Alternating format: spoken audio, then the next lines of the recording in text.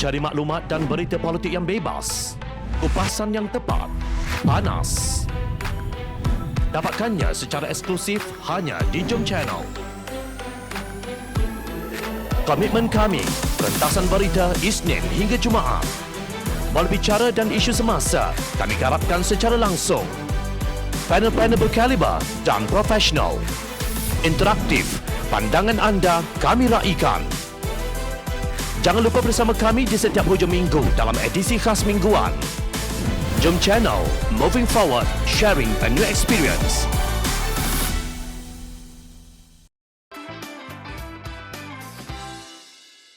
Solat pun sudah ada 2 darjat.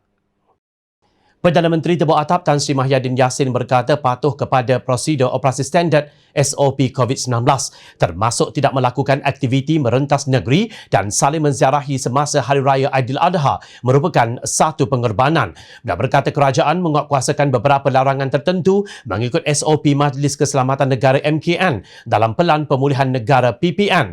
Bagaimanapun beliau percaya kemeriahan sambutan tetap dirasakan. Ini bermakna saudara-saudari perlu terus berada di rumah dan menyambut Aidiladha dengan keluarga di rumah secara sederhana.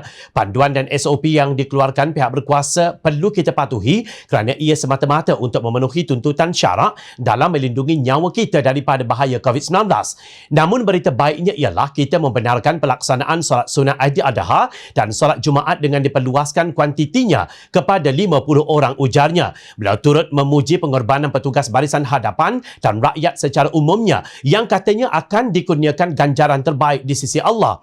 Pengorbanan saudara-saudari merupakan jihad yang besar di sisi Allah dalam ikhtiar untuk menyelamatkan nyawa, tegasnya. Demikian antara intipati ucapan khas bersempena Hari Raya Aidiladha 1442 Hijrah 2021. Sekejap, berapa ramai boleh solat Aidiladha? 50 orang sahaja, bukan 300 orang.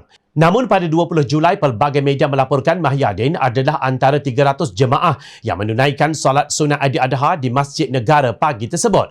Beliau ditemani isterinya Puan Sri Nuraini Abdul Rahman. Tidak dinyatakan siapa lagi yang turut solat sunat Aidiladha bersama Mahyadin. Media hanya berkata ketibaan Mahyadin itu disambut Menteri di Jabatan Perdana Menteri Datuk Seri Dr. Zulkifli Mohamad. Kenapa untuk rakyat hanya 50 orang dibenarkan solat sunat Aidiladha, tetapi bagi beliau sendiri 300 orang? Takkan dalam solat pun ada SOP 2 darjat?